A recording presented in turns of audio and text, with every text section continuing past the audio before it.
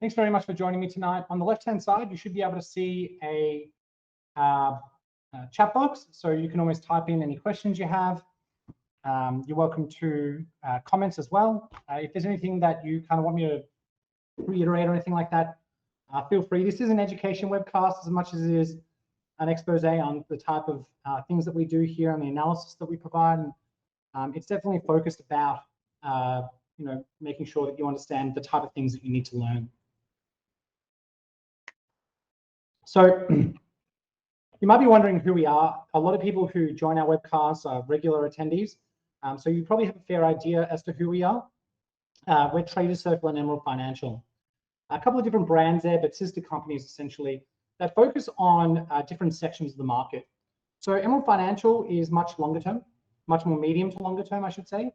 We've got a great scoring system, which I'll touch on a little bit tonight because I use it as part of my analysis, even when I'm doing more shorter term styles of trading. And Trader Circle is much more focused on shorter term styles of trading. And that's what really the webcast is going to be about tonight. It's going to be more shorter term focused trading, because at the end of the day, if you're trading on an active basis, then what you're looking to do essentially is probably outperform the market. What you're trying to do is grab regular profits. Perhaps another way of saying that would be to generate an income stream. If you're trying to generate what would be called abnormal profits, then what you're essentially doing is putting yourself into a higher risk environment. And in a higher risk environment requires you to understand what you're doing, and in essence requires a higher level of education. And that's what Trader Circle focuses on. We're traders who want to support other traders, but respect the fact that this style of environment just demands a higher level of respect and education. All right.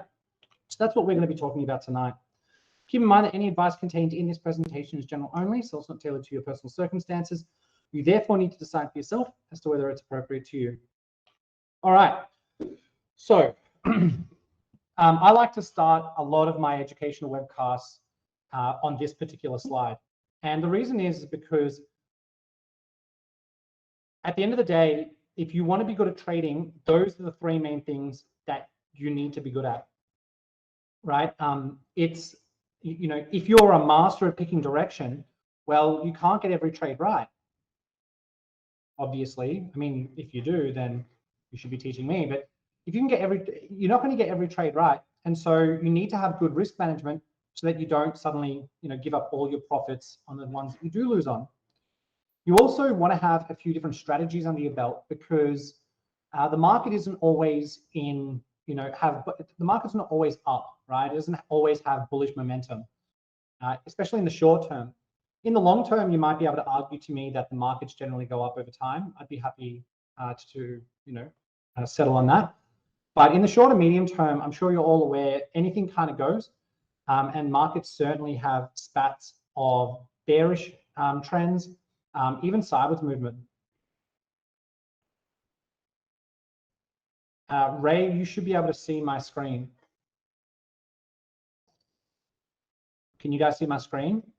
I should have a slide up that has picking direction, strategy, and risk management.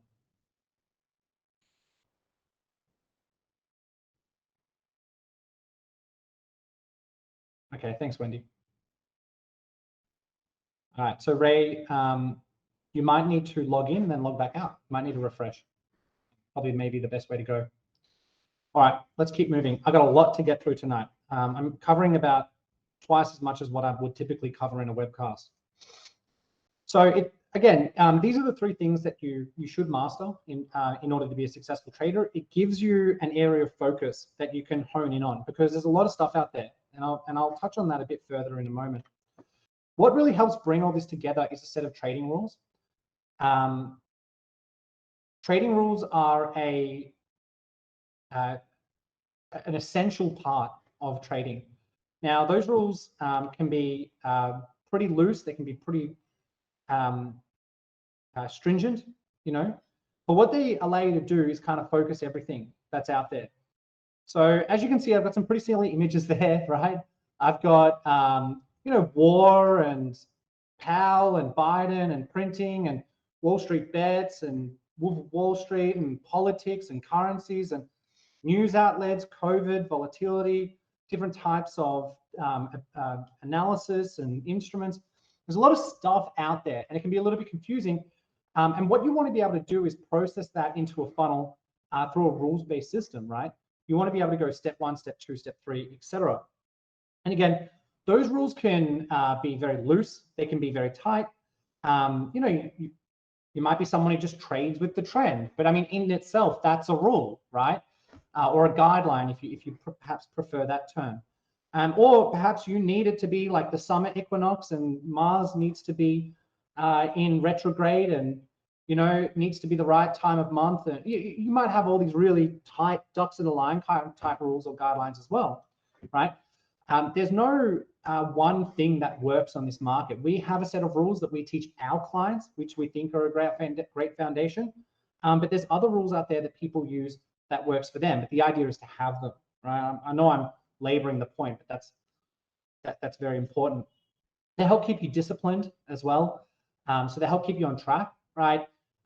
When you first start trading as a beginner, you'll notice that your emotions can kind of get in the way of opening and especially closing a trade. You know, there'll be a lot of things coming at you. And so this helps simplify decision making. It helps reduce your stress. And it gives you confidence that your approach is logical and tested, right? Now, the two types of analysis that you can do on the market is fundamental and technical, right? I mean, I think everything kind of just boils down to those two things. Fundamental is about looking at a company's balance sheet. It's about looking at the health of the company, right? How much profit did it make? How much revenue did it make? What's it projected to make in the coming years? What are the average broker think of it? Like, what are price targets? You know, all the kind of fundamental information about that company you would analyze, see how much value is in there, whether it's, you know, if it's expensive or cheap based on that, and then make purchasing decisions based on that, right? We do a little bit of fundamental analysis, but we find that it's probably a little bit better for medium to longer term. And so it's much more of an Emerald Equities or Emerald Financial approach than it is a Trader Circle approach. Technical analysis, on the other hand, is essentially about reading charts, right? It's a little bit more complicated than that, but at the end of the day, that's what it is. It's about reading charts. It's about looking at past price performance to predict future price movement, right?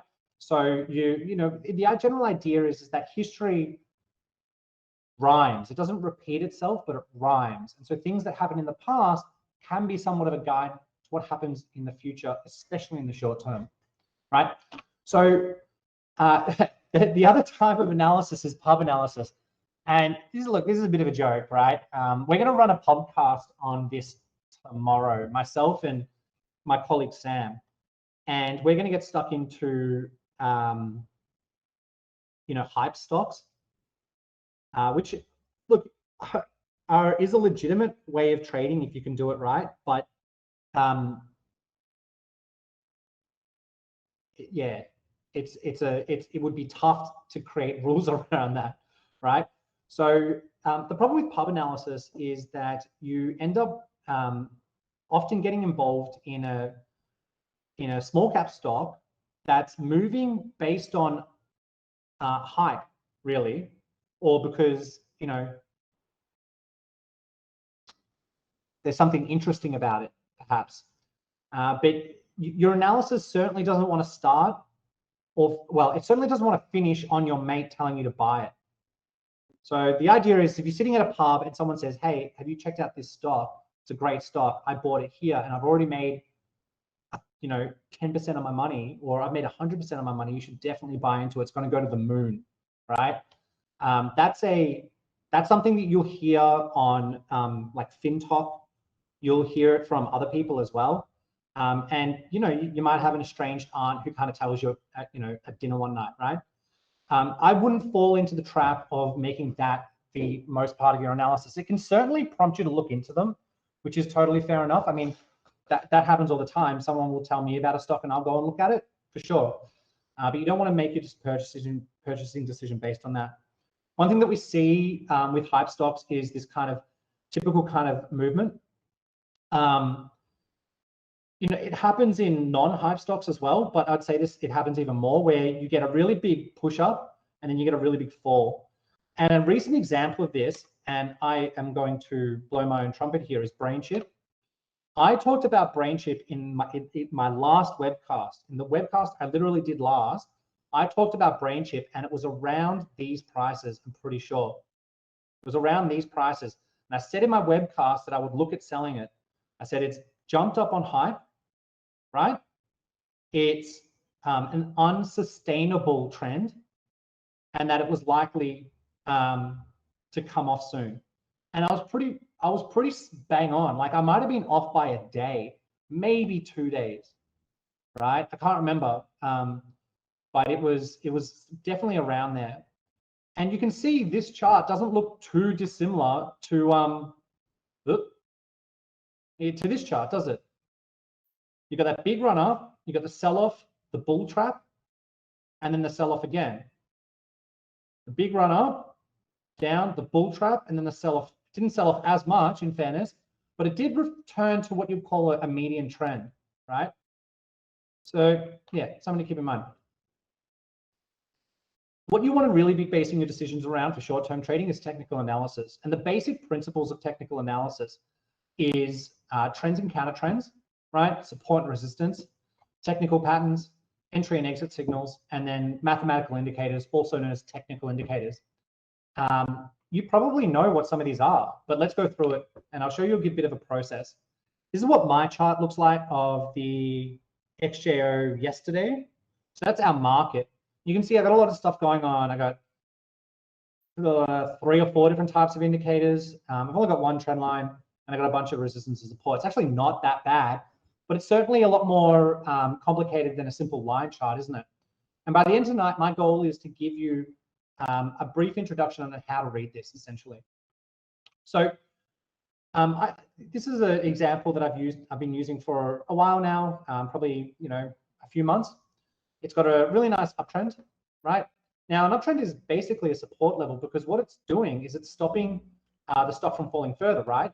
So you can see the stock bounce each time, yeah? So every time the stock approaches this line, it decides not to fall any further and it decides to rebound higher. So you're creating a rule, aren't you? Now, it's just one piece of the puzzle. And one analogy I've been using for a very, very long time, and I wrote an article on it many, many years ago, is that technical analysis is like painting a picture, right? If you've got something in your brain and you want to put it on canvas, let's say, you need to apply different artistic principles in order to make that picture come to life, right? Or even just to tell what it is. So if you want to paint a picture of a boat, you have to apply line, shape, color, shading. It's only when you apply all those things does the image become clear. And it's the same for technical analysis. You can't just put line on paper. You might have a rough idea as to what it is, but you need to apply all those elements before it becomes much clearer and ultimately gives you the confidence to enter a trade. So we start off by drawing in our trends, and it gives us a pretty good idea as to what the stock's doing. And it allows us to project into the future, right? Because it's on a diagonal line, where the stock could find buying support, where the stock could stop falling and start rising again. And that's good information to know.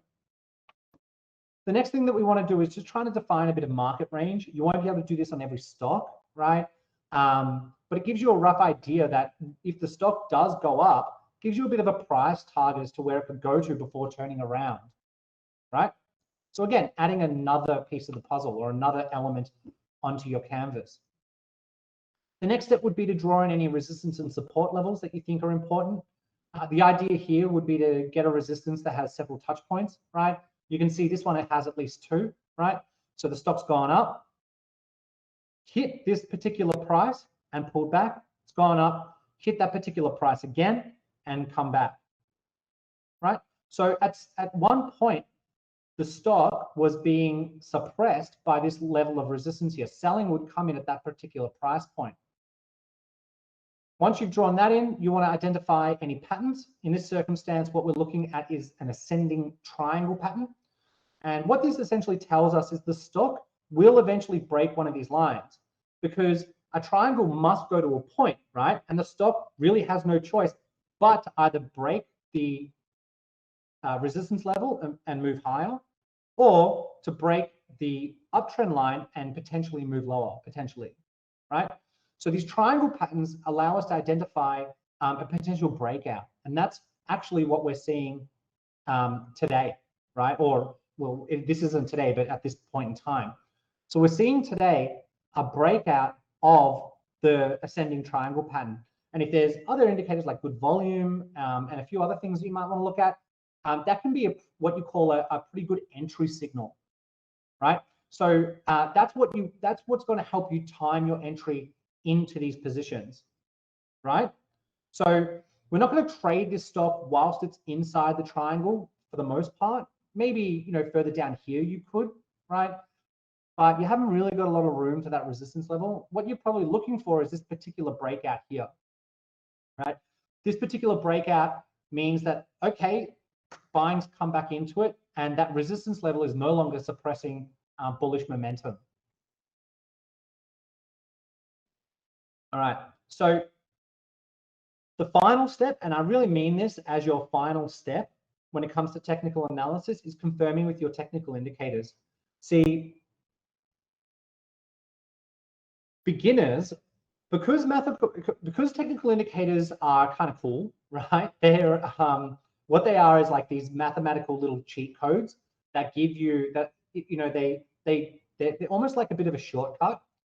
You don't want to start your analysis with that, right? Because a lot of people see them as that kind of shortcut, and they won't draw their trend lines or their resistance and support. They won't look at patterns, entry signals, and they'll instead go, yeah, the stochastics, yeah, they're pointing up, so the stock's going up. And that's going to get you into trouble, I promise you that. So really what you want indicators for is a confirmation tool. You want it to kind of confirm your thinking, just to give you a bit more confidence around what you thought the stock was doing already, all right? You don't want to look at the stochastics and then go, all right, stock's going up, let's draw our trend lines and stuff like that, because you might find you're actually a bit biased. So looking at the stochastics, there's a few different ways to use them. If they're pointing up, that typically means the stock is going up at the moment, so it's a bit of a lagging indicator. When they're spreading apart, it usually means there's a bit more momentum behind them, which is good. You want momentum. And if they get into these kind of oversold or overbought areas, well, that's what they are. These lines are overbought and oversold.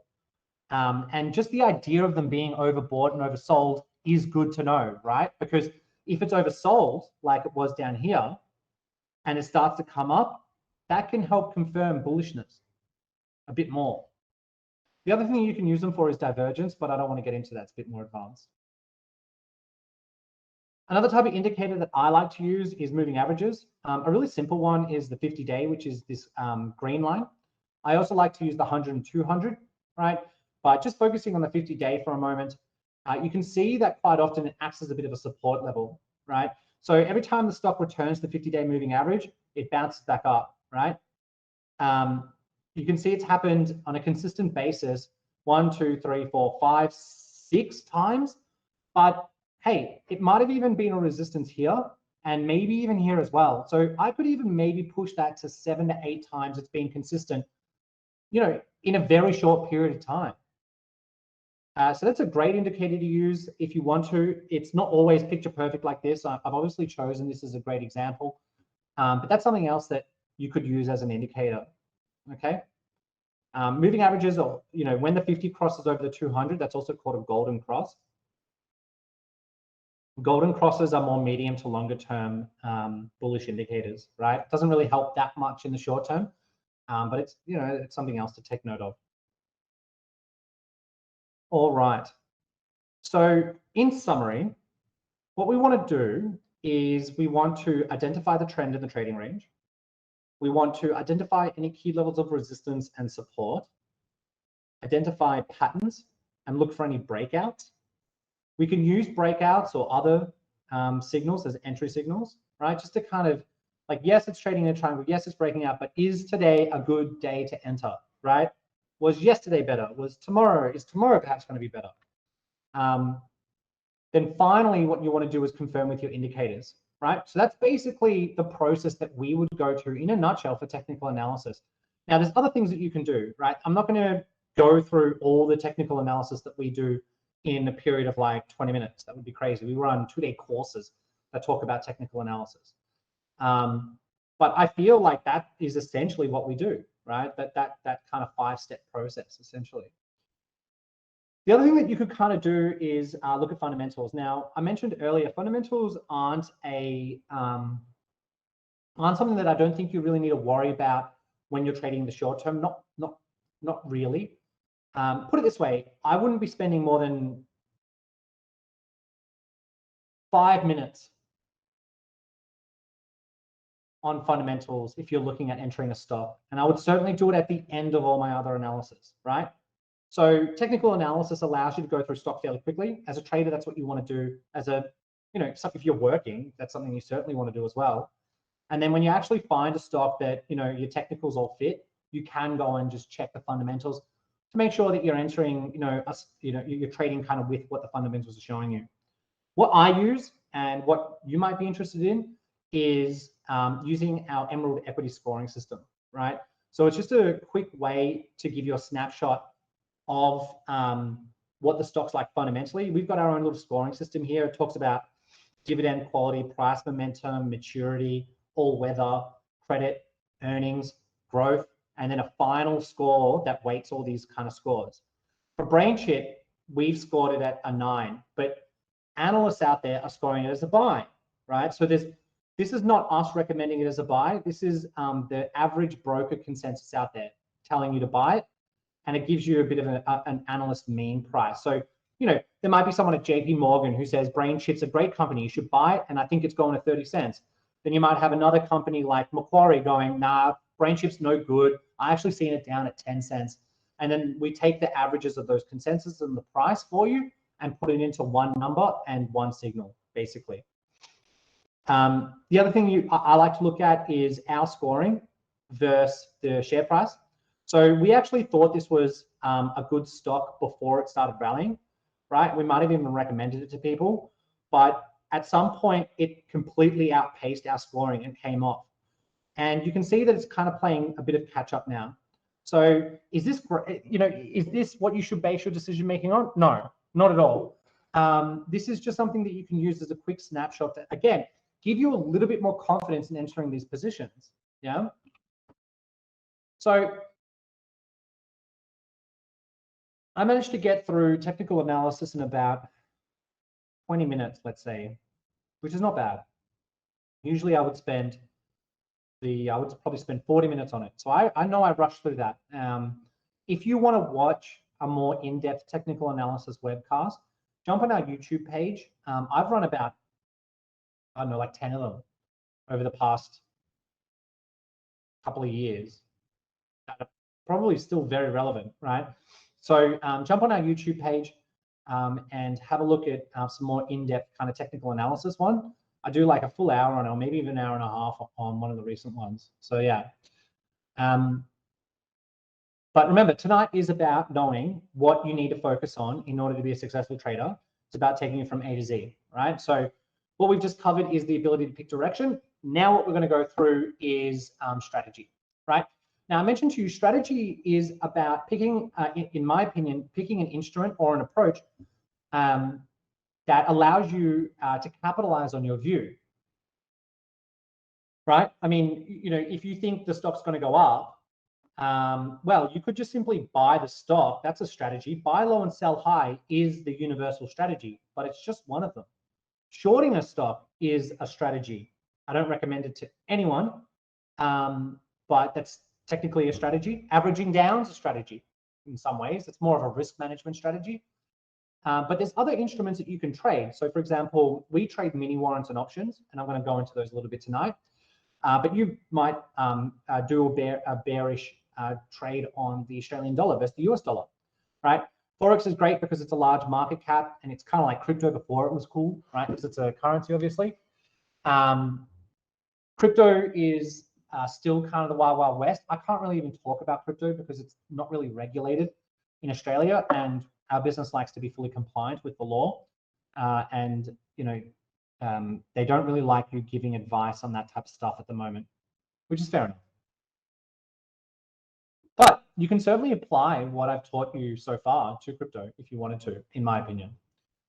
But I certainly think that mini warrants and options are a much better approach than trading stock. So if you're trading stock at the moment, these are two things that I reckon you should consider if you want to trade, right?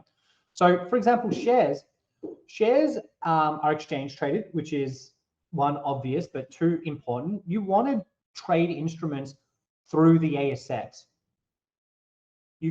Or some kind of exchange. I think as a beginner, you might want to look at ASX things because one, it's your backyard. Two, the market's open when you're awake. And three, as an Australian citizen, which you might be, you're going to have some kind of recourse if something goes wrong.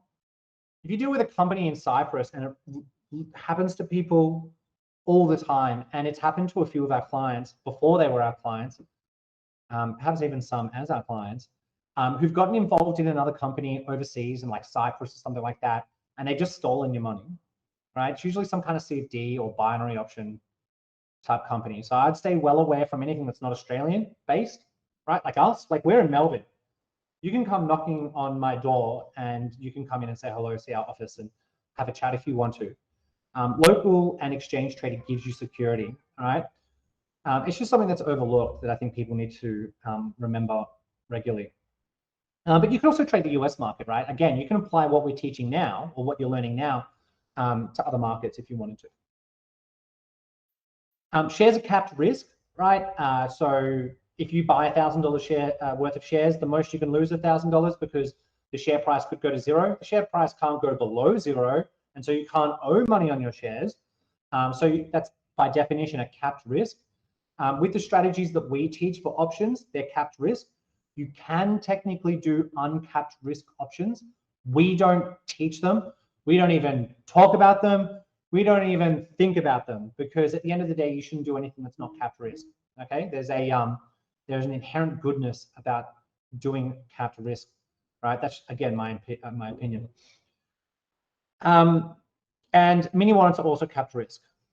With shares, you can do bullish strategies. So again, buy a low, sell high, buy shares for $10, sell them at $11, make a cool 10% profit, right? With mini warrants, you can do that. With options, you can do that. But with shares, you can't do bearish strategies. Technically, you can short shares, but you need, I would say very comfortably that you need extraordinary amounts of money to do that. I would say it's not typically available to retail investors, as in me and pretty much all of you online right now. It's just not a viable strategy, shorting stock, in my opinion. So I've put that as you can't go do bearish strategies and shares. The little asterisk means that technically you can. With mini warrants and options, though, you can go bearish on your strategies, right? With options, you can even do sideways strategies. You can do multi-direction strategies. And with both mini warrants and options, you have your choice of leverage. Right now, I'm not going to get too stuck into what leverage is, but leverage means using less money to make more money, right? But the drawback to that, or the other side of the coin, is that you can also use less money to lose more money compared to buying and selling shares. And I'll give you an example of this in a moment. The other thing about options is they have an expiry date. Now, technically minis do as well, but it's you can stay in a mini for years and years and years if you wanted to, provided it doesn't like get stopped out or something. So again, little asterisks there. But options realistically or practically are the only ones that have actual expiry days on them, which means your trade actually has a finite life, right? You can hold shares for as long as you want, right? Some of you might have even inherited shares from, relatives who bought something back in like the 70s, right? You can hold shares for as long as you want, as long as the company doesn't die. Mini warrants is kind of the same thing, pretty much the same thing.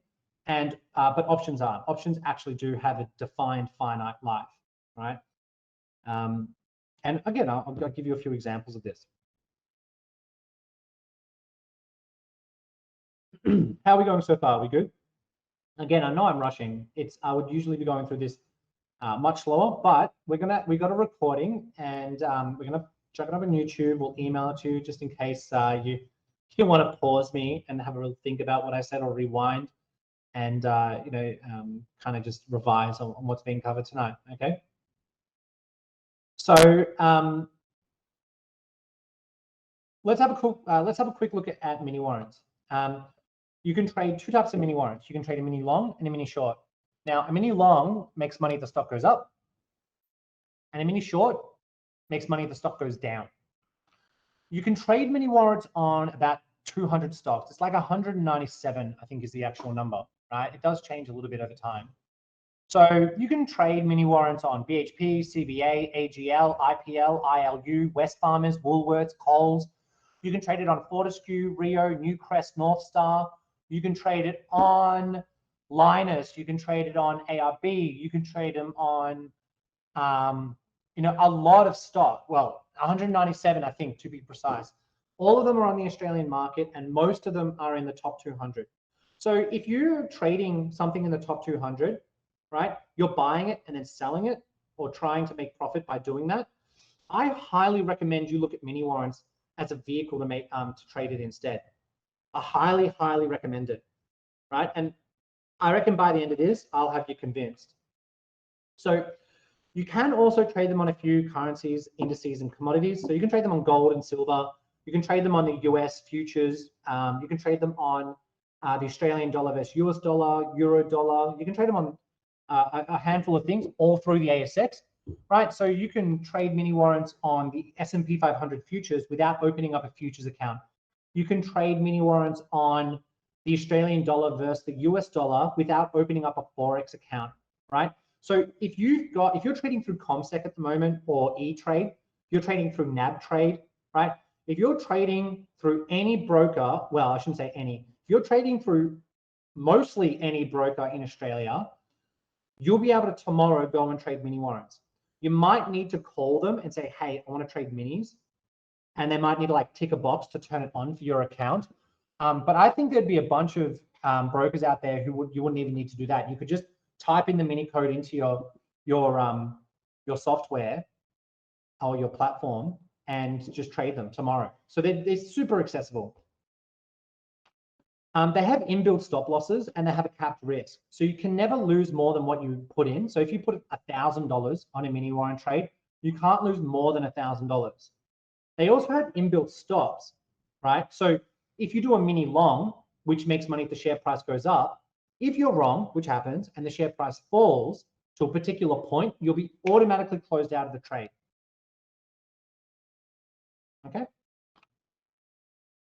They're highly liquid with very tight spreads, right? So you don't have to worry about liquidity or finding a buyer or seller. You will never have to worry about that. They're leveraged, right? Which means that you can use smaller amounts of capital if you want to.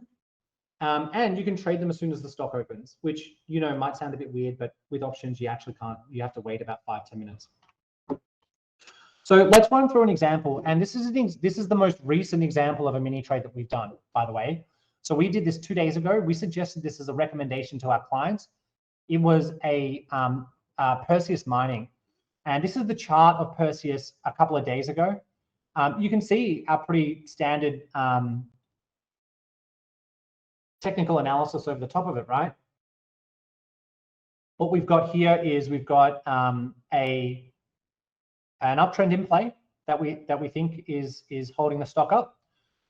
We've got a level of resistance in the past here. It was also the gap level here, perhaps even a support there. And again, the gap here. It broke through that pretty convincingly. It's also being supported by the 50-day moving average, which is very nice. It's bouncing off a support, which is pretty nice. The stochastics are in the oversold area. They've crossed over, indicating a change in direction, and they're pointing up too. So as far as we can tell, this stock's looking pretty bullish.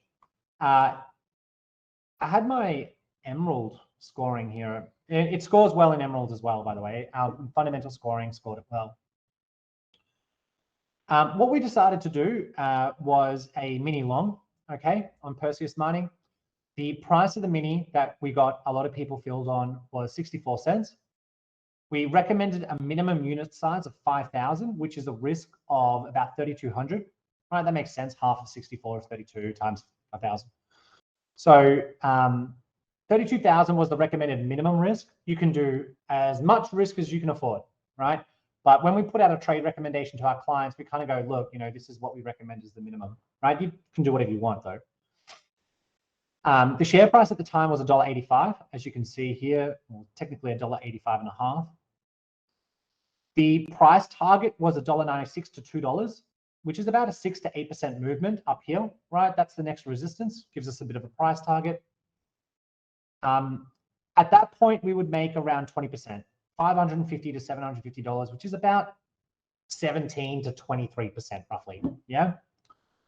The tech stop that we suggested to clients to use was $1.74. So if it broke that support level, it would have broken the trend, the support, and the 50-day moving average, and that's pretty bearish to us. So we would suggest closing the trade out for a loss at that point. And if it does go through the stop loss, then you probably lose about 20% as well, roughly. The inbuilt stop is $1.46. So let's say you fell asleep at the wheel, life got in the way. If it fell down to $1.43, which is funnily enough that support level, you would just be automatically closed out of the trade anyway. Okay, but at that point you probably lost all, if not most, if not all, your capital. So this is a calculator that we give our clients that allows you to price up trades and project what that trade could look like into the future. So as you can see, this is the current share price, $1.85.5. You can see we've got the price of the mini there. You can see that we've got the quantity at 5,000 units, and that's the max risk at 3,200, right? We've got it on 2% share price increments. So what that means is we want to look at how much profit we're making every 2% higher and every 2% lower, right? So we're projecting into the future. We're going, okay, what happens if the stock gets up to our price target of $1.96? What happens? Well, in the next 7 days, we make about 550. Okay, well, what happens if it gets to $2 in the next 7 days? Well, it gets to $736 profit. This is profit, by the way, profit. Equally, well, okay, but let's say we're wrong, and let's say Perseus does fall. What happens if it goes through what we suggest? We suggested a tech stop of $1.74. If it goes through $1.74, how much am I losing? Well, you're probably going to lose somewhere between $550 to $750, which is again about 20%, right? So if it goes up to our price target, we'll make about 20%. If it goes down through our stop, we're probably going to lose around 20% too. Now, if you fall asleep at the wheel and the stock keeps plummeting, well, then obviously you're going to lose more money, right? Equally, if the stock gets to your price target and you fall asleep at the wheel and it keeps going up, well, that's a happy mistake, and you'll make more money, right? But so you need to watch these trades. But what's kind of cool is that you've got leverage, isn't it? So you're seeing a 6 to 8% price movement, and you're making like 20% profit. So what that allows you to do essentially is just use less money.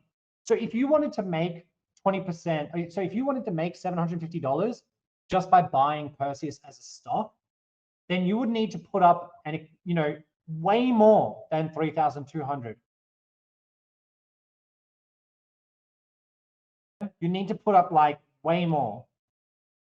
And that's fine if you've got the cash, but it's also kind of debilitating. Like, I don't even see the reason why you would buy and sell shares for the short term. If you can trade minis on shares and you're buying and selling actively, as in like you're getting in the morning, closing in the afternoon, getting in on one day and closing a week later, I cannot see a reason why you would trade shares. So if you're buying and selling shares on an active short-term basis, just check if they've got a mini. Yeah, the only reason is that you don't have an inbuilt stop. So you've got a little bit more control over your shares in that regard, because you could see like a 20% decrease or 30% decrease in share price, and you could like just hold on to it being a true believer that it was going to rise over the next 10 years. But you've turned a short-term trade into a long-term position, and so you're kind of cheating anyway. I think for shorter-term trading, I honestly, like I said, if there's a mini, I could not imagine any good reason why you would trade shares. But anyway, that's my little rant. So yeah, this is a calculator that we give our clients, and you can see that leverage allows you to use less capital. It allows you to trade multiple directions, mini warrants. You can do a bullish trade or a bearish trade. And you can, with this tool, you can project into the future and give yourself a bit of a price target. So what we've done is we've combined our direction picking with our strategies approach, haven't we? Right? Yes, we're doing a bullish strategy, but now we're setting price targets, we're setting technical stops, like if the share price goes against me, when am I going to get out? That type of thing. And that kind of feeds into risk management, which I'll touch on at the end. So let's run through an options example. Now, again, I know I'm blowing through this quickly. I actually recently was invited by the Australian Technical Analysts Association to do an entire presentation on mini warrants. Actually, I did a full 40 minutes. No, maybe longer, an hour on mini warrants. And that should be on our YouTube page. If it's not, I'll get it uploaded. So if you want to watch something purely based on mini warrants and know actually how they work and look at a mini short, mini long, leverage, all that type of stuff, go check out our YouTube page. It's Trader Circle and Emerald Financial. Now, options are much more complicated. And the reason why they're much more complicated is because they're arguably the most flexible instrument that you could trade on the market. So with flexibility comes complexity. Yeah, trading shares is simple. What you can do with shares, not much. Trading mini warrants, a little bit more complicated, but what you can do in comparison to shares is more. Options, you can do heaps more, but it's also more complicated. So we don't really teach options to beginners, but we will teach them to you if you've got a bit of experience or a bit of education behind you, and you want to learn how to trade this instrument. So the great thing about options, as I mentioned earlier, is you can trade basically any market condition. All right. You can trade bullish strategies. You can trade bearish strategies. You can trade sideways strategies. You can do multiple direction strategies where you make money if the stock goes up or sideways. You can do a strategy where you make money if the stock goes down or sideways. You can do a strategy where if the stock goes up a lot or down a lot, you make money. And we like to use those around reporting, right? Because on a earnings report from a company, what you often can see is a large share price movement, right? You could see the stock go up like 5, 6, 7, 8, 9, 10%. You could easily see it fall the same amount too, right? But knowing which way that's going to go is extraordinarily tough. And so what we do is we do option strategies where you just need to see the stock rise like 5 to 7% is usually a good rule of thumb, or fall 5 to 7% on the day of its report, basically. It's a really cool strategy. Anyway, we've also, options also have leverage. They actually have a lot more choice in leverage than mini warrants do. So you can really fine tune your trading, yeah? So I'll give you a quick example. You could enter a position with options where you make money if the stock goes up, and you can also make money if the stock goes sideways, right? You'd lose money if it fell. In practical terms, there's no strategy that makes money on all three directions because that would be a risk-free profit. That'd be arbitrage, and it doesn't really exist in our market. Cool? So you have to lose on one of those directions, surely. You also can do a strategy, which we actually recommended to our clients today as a recommendation, where you make money if the stock stays within a particular range. No, we didn't recommend this today. Sorry, it was a different strategy. But I am going to run through this as an example with a real trade that we recommended a couple of weeks ago. So you can make money where the stock just needs to hold a clear level of support. So the stock goes up, sure, you make money, but it can go sideways, and it can even fall to a particular point, and on expiry day, you still make your maximum profit. It's only if it goes down a lot do you lose money. And again, you can also do a multi-directional trade, like on a report, where if the stock goes up a lot, you make money, or if it falls down a lot, you make money too. It's only if it really goes sideways and does nothing do you start to lose money. Now, this is an option example that we did on Newcrest Mining. I think on like the 25th. So a couple of weeks ago, not too long ago. And it's actually expiring tomorrow. So this trade's going to finish tomorrow. Remember how I said options actually have finite life? They actually have a time in which the trade must end. Okay, so the expiry date for this particular option is tomorrow. For this particular trade, I should say, is tomorrow.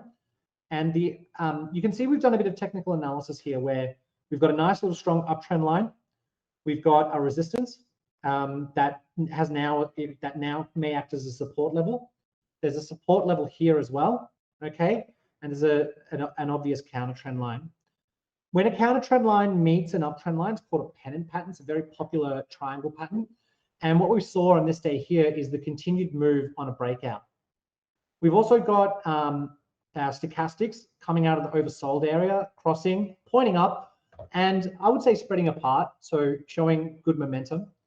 And so we decided to do a bullish trade on this. Now, Newcrest is a gold stock, and when you trade commodity stocks, you do need to perhaps give a little bit more credence to what's going on with the underlying asset. In this particular case, like I said, it's gold. So if you're trading a gold stock, it might be a good idea to have a rough idea on what gold's doing and what type of environment gold's in. Gold's being favored at the moment, I would say. So Newcrest, anyway, let's not get stuck into the fundamentals because I could talk about it for a while and I just don't have a lot of time. So for some reason, this is all mixed up. I thought I deleted all this. Right, so the goal of this strategy is for the share price to remain above $25.51.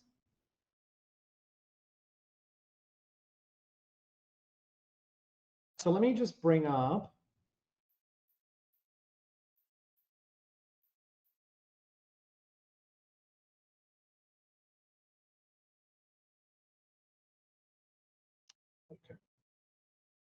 let me bring up, I'm really hoping you guys can see this.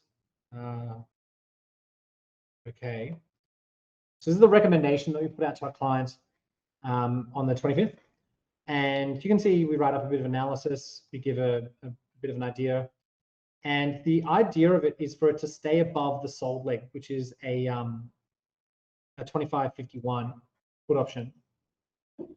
Now, I don't want you focusing on how options work because we would be here for hours, right? I just want you to understand the concept, if that's okay, right? So if that's all right, please just understand the concept of what options can do. And if you want to learn more about the intricacies on how they work, again, our YouTube page has option webcasts that we've run through before in more detail.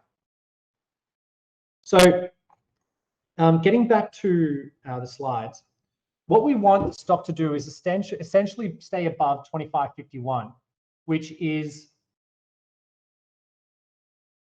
about there on the chart, right?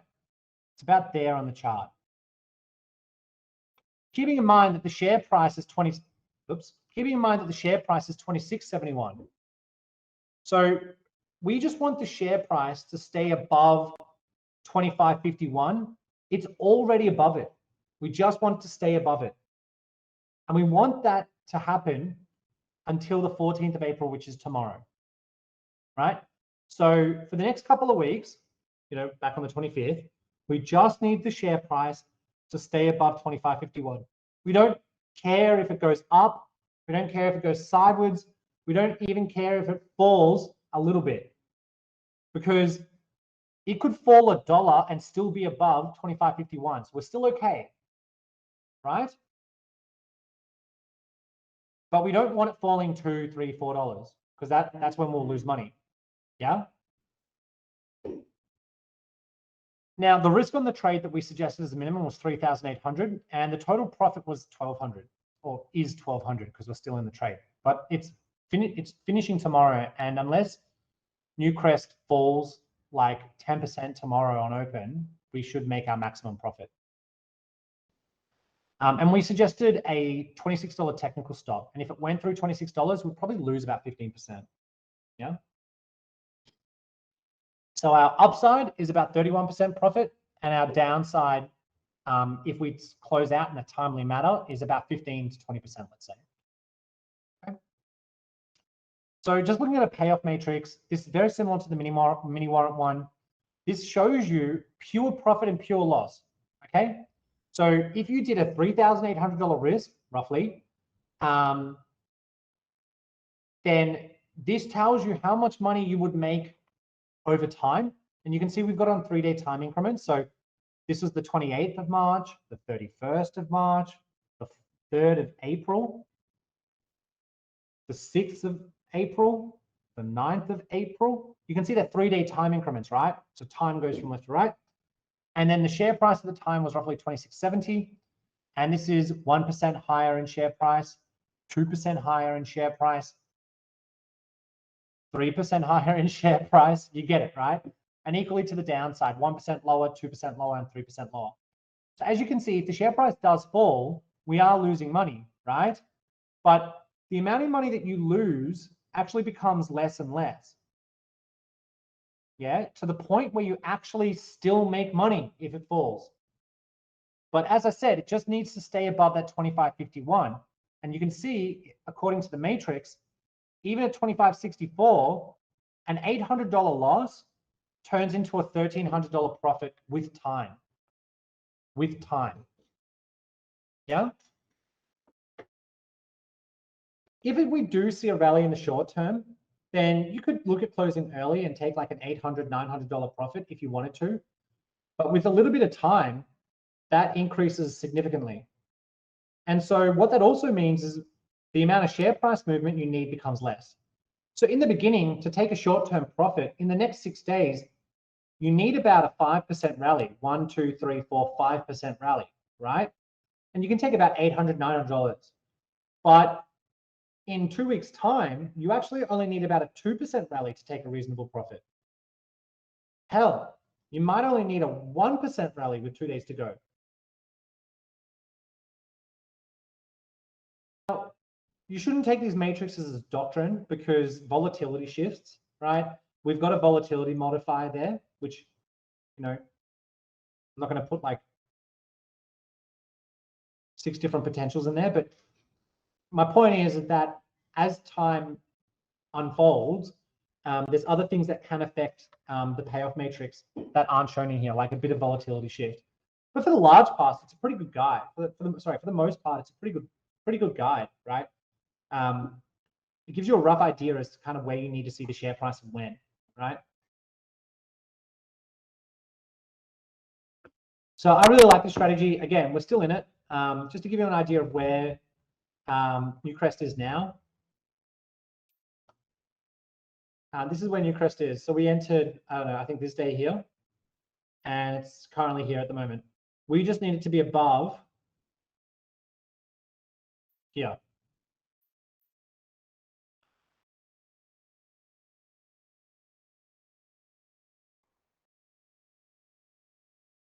So as long as it stays above this line tomorrow afternoon, we make our maximum profit. And I think it's a good strategy. Only 2 weeks in the trade. It's not long. Make about 30% in 2 weeks. I mean, that's pretty cool. Maybe it's 3 weeks, but even so, like, I think that's a good profit. So another trade that we recommended today was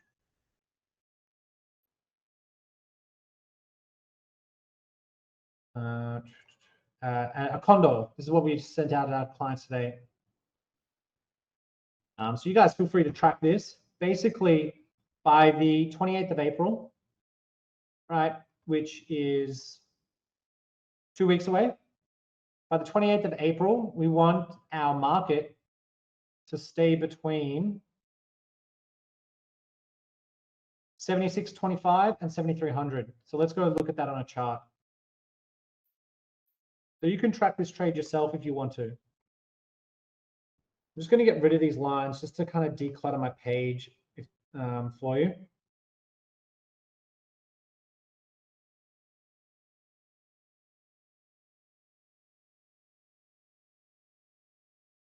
What color should we make it? Purple? Why not? Oh no, we shouldn't make it purple.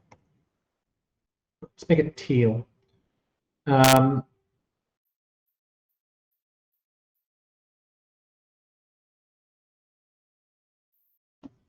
Teal is a horrible color too. I mean, look, I just need a color that I'm not already using. It's kind of tough to find one that's also not ridiculous.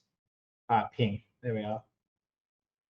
All right, so provided the XJO, which is our market, so this is the ASX 200. This is the index of our market. So when someone goes, oh, the Australian market was up today, they really should be referencing this chart. Or when they say the US went down last night, the US market, they should be talking about the S&P 500.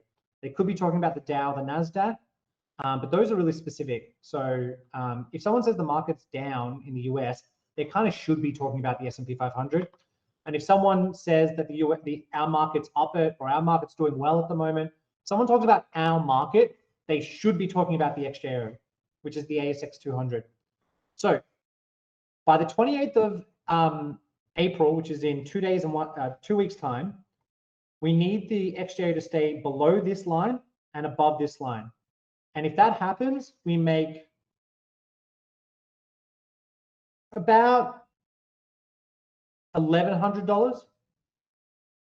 $1,100 to $1,200. Our risk is 3,900. So you're making about 30%, 28 to 30%. Some people got better. Some people's maximum profit's 1,200, and their risk is only 3,800. So that'd be 31%. So right, we'll call it 30%, right? So if the XJO stays between this line and this line, between now and the 28th, we can make about 30% profit. What that does is it helps kind of take direction picking out, doesn't it? A little bit, right? You know, you can see it test. By the way, that is our all-time high, mind you.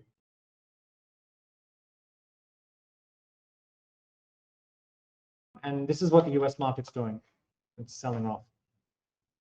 I think US markets are poised to rebound tonight, but still, you know, our market is being rather resilient, and I don't expect it to get up to there unless the US market has a really strong rally, and which it could, right? I mean, there's no absolute certainties in anything, but by our analysis, we think there's a good chance it stays between those two levels.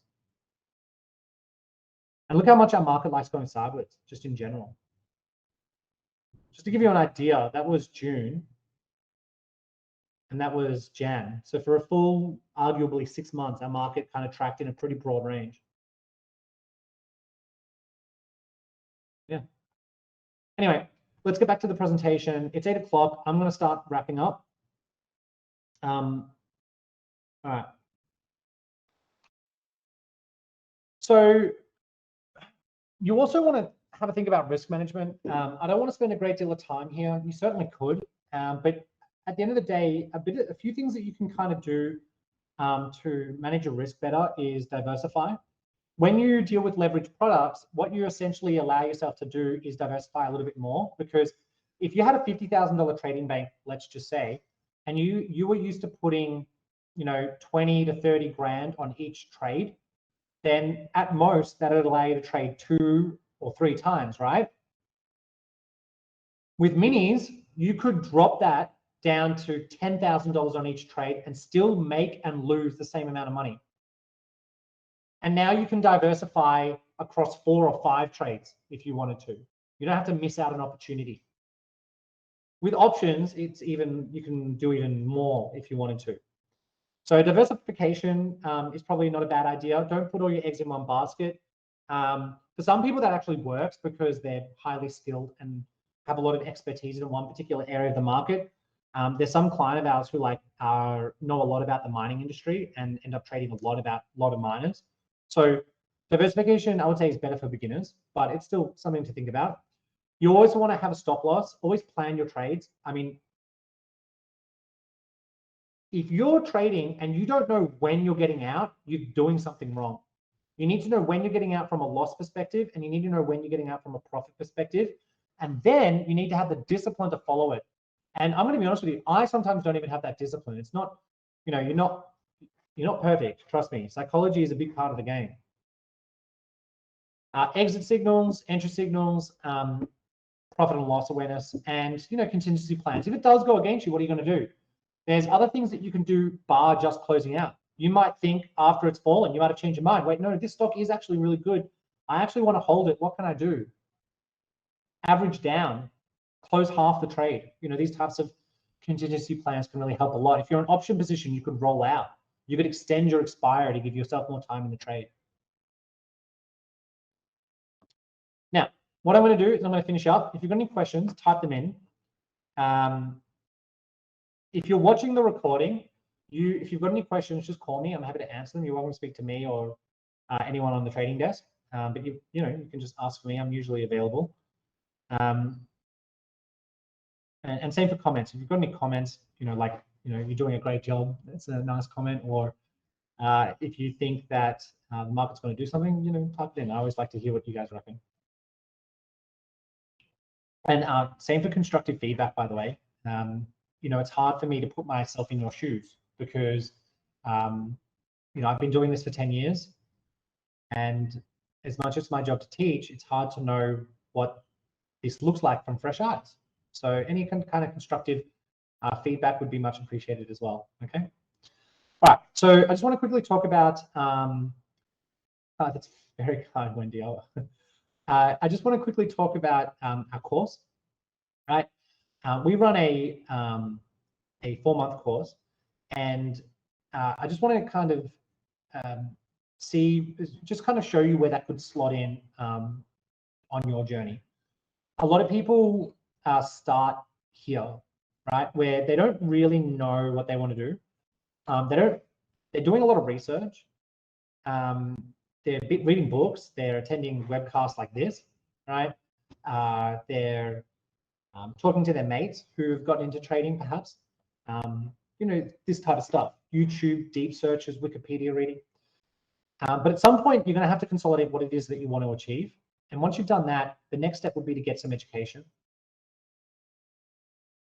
And if you're not going to get an education, which I think would be silly, you want to at least have a mentor, right? You at least want to have some person who can take you under their wing and semi-teach you and advise you on what to do, right? Now, in my opinion, a mentor is not a good replacement for education. It should be something that you have in conjunction with your education. And to be honest with you, I don't think you should really go down a path of self-education when it comes to trading. Self-education is good for medium to longer term investing because you can afford to make mistakes, kind of.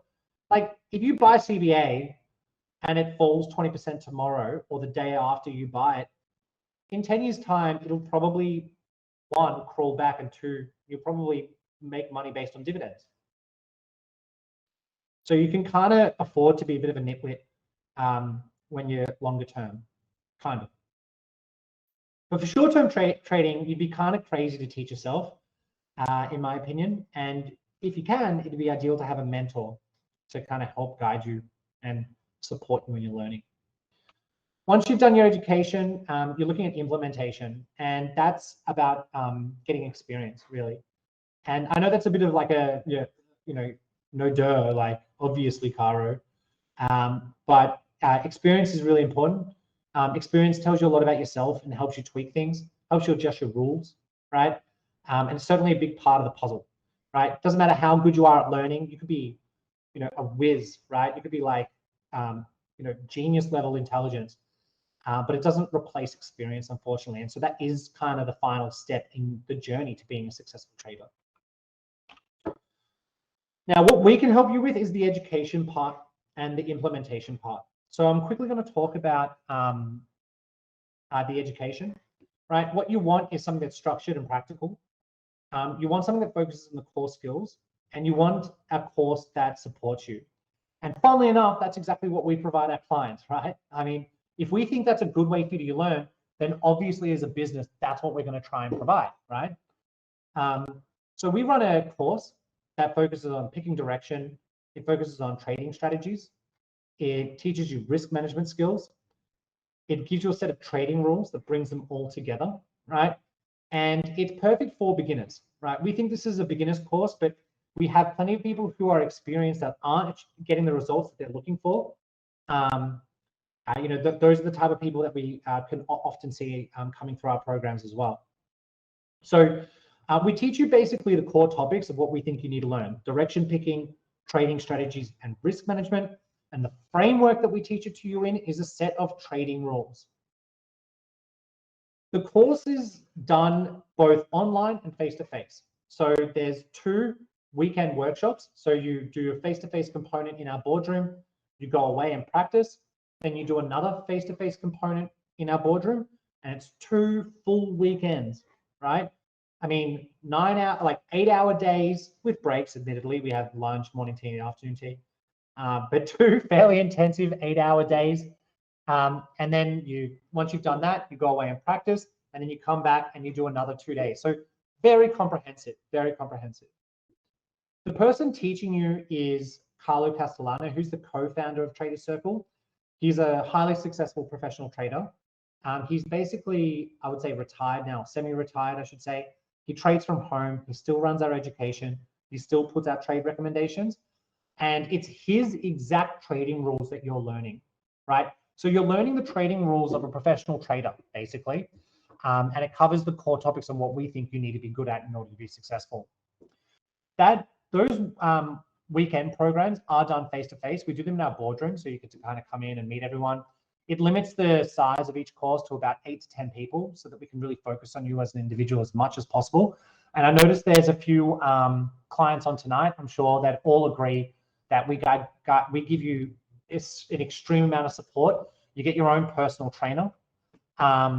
You get, this is 4 months, by the way, not 2 months. You get your own personal trainer, so someone that you can call as many times as you like. There's people online tonight who I've helped personally with their trading and their education. And that's really a big focus for us at Trader Circle, because we know that learning this stuff, learning something that's complicated like this, that requires you to be good at it, that's not just an academic approach, it has practical ramifications, right? And so we know that you need that kind of support. It's a really big focus here at Trader Circle. So for 4 months, you get your own personal trainer. You get access to trade recommendations too. So if we see a trade that we like, we'll actually send it to you as a text. We'll send it to you as an email. You can jump online, have a look at the members area, and read the analysis that we looked at earlier, right? So you jump onto this page here, and you go and have a look at what the analysis is. You'd be like, oh, it looks like they're looking at a iron condor. This is how we're drawing the chart, all right? And here's the payoff matrix, etc. Right? You also get daily webcasts. So on a Wednesday, I run my webcast. I run through options education.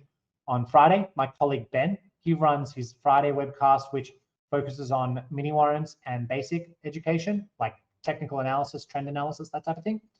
And then there's a webcast from my colleague Sam, who's a fundamentals expert as well as an options expert. He runs his webcast on Thursday. Tim, who sits behind me, he's the head of the trading desk. He runs his on a Tuesday. Very balanced approach from Tim. And Monday is run by Jimmy, who's the most experienced advisor in the room, except for the owner of the business, the person who made it, who co-founded it 25 years ago. No, not 25 years ago, 17 years ago. But he's been in financial markets for over like 40 years. So each day we run a webcast from 12 to 1, and old clients jump on, new clients jump on, and we just go through the market. We look for trades, basically. My webcast much more focused on education, and Ben's as well on a Friday. But the others, that's essentially what they do, right? It's a great time to ask questions. It's a great time to check on trades and get professional advice on your trades as well. See what the group thinks. And the other thing that we'll give you for that 4 months is, platform and all the calculators and technology that we use. So the total investment of the course is, the total investment of the course is actually $3,500. I don't know why that says $1,990. So I'm going to change that right now because I don't want to false advertise, because that would be very misleading, and I certainly don't want to do that. Forgive me. All right. The investment of the course is $3,490. The first weekend is on the 7th and 8th of May, and the second weekend is on the 23rd and 24th of July. So during the first weekend, what we're going to do is we're going to cover the basics, go away and practice for a couple of months, and then on the second weekend, you come back and you learn the advanced strategies. That's where we'll teach you a few option strategies and go into how to trade those and when to implement those as well. So by signing up to this course, you're committing to both those weekends that you'll have to make sure that you're available for. If you came along and did the first weekend and you couldn't make the second weekend, we could defer you into another program. That would be okay too. The $3,490 gets you both those face-to-face weekends, but it also gives you access to 4 months of online training. It also gives you access to 4 months, access to your own personal trainer, who you can call as many times a day as you like. You can email them. We encourage you to do that, right? I really want to stress this. Education for us is not a profit center. We don't really make money from this. But if we can help you become a successful trader, if we can help you turn a profit, then you're likely to remain a client of ours. You're likely to continue to use our services. And that's what keeps the lights on, right? So we want you to call your personal trainer as much as you want, right? Or as much as possible, right? And by the way, the clients that are in contact with us regularly, and I mean on almost a daily basis, are the ones that tend to be the most successful, by the way. I mean, again, that's kind of like a no-brainer, isn't it? You also get 4 months trade suggestions, and you also get 4 months access to all the technology, including the trading platform and the calculators. And again, that price was $3,490. Okay. If you're available for these dates and you'd like to book in, just give us a call. Type book into the chat. If you'd like me to send you a course brochure, then you can type more information, or just let me know in the chat. That's what you'd like, and I'll send it to you. Now, alternatively, if you're not interested in courses, you're already kind of a cool cat and you're someone who can trade fairly successfully, but you want some assistance, then feel free to jump onto our trading services. So you might think, oh, Karo, I really like your opinions on things and I like your approach. Can you give me some help with my trading? I don't need education, but I just want to be able to run through my trade ideas with you. You can open up a trading account with us, fairly simple, and you're welcome to call me and get advice on your trades. Simple as that. Right? I can give you advice on direction. I can give you advice on strategy. What type of mini you could choose, or what type of option strategy you could enter. I could help you manage your risk. And if you've got any open trades, I could help you manage those positions as well. Now, it doesn't have to be me. Like, my other colleagues are just as good, if not better than me, right? Right? And all of us have like a minimum 8 years experience or something like that. Like, all of us have been here for a long time, and all of us have got plenty of experience giving advice on these particular on mini, stock, and options. So yeah, that's our program. I hope you guys enjoyed that. I've got a couple of questions. Can you do the course via distance, i.e. Brisbane, or have we already covered that in the TA course? Yeah. So you're welcome to do the face-to-face components via live stream. So Wendy has, you already did the first part. If you're not wanting to do the full 4 months, we can segment it. That's what Wendy did. So you can just do the basic foundations first, the first weekend, and then you could book into the second advanced weekend as well if you want. It does cost more money, right? Because you're not booking into both programs. So that's always an option for you, but this course is meant to be a 4-month course. This is meant to be a structured approach where you come along and you do the foundations, you go away and practice that, and then you come back and you learn the advanced strategies, and then you go away and practice that again. That's kind of how it's meant to be, but we're flexible. We're a small business. There's 12 of us in the office. We're happy to work with you as an individual and tailor the learning experience to you as an individual as well. We're very flexible. But yeah, it is to answer your question in a less long-winded way. Absolutely, you can do it via live stream. You don't actually have to be in our boardroom. You can see Carlo's screen. You can hear his voice. You can talk out loud openly. You can see the room, all that type of stuff, right? It's like being in the classroom, but you know, you can do it whilst you're in Brisbane. You can do it whilst you're in Sydney.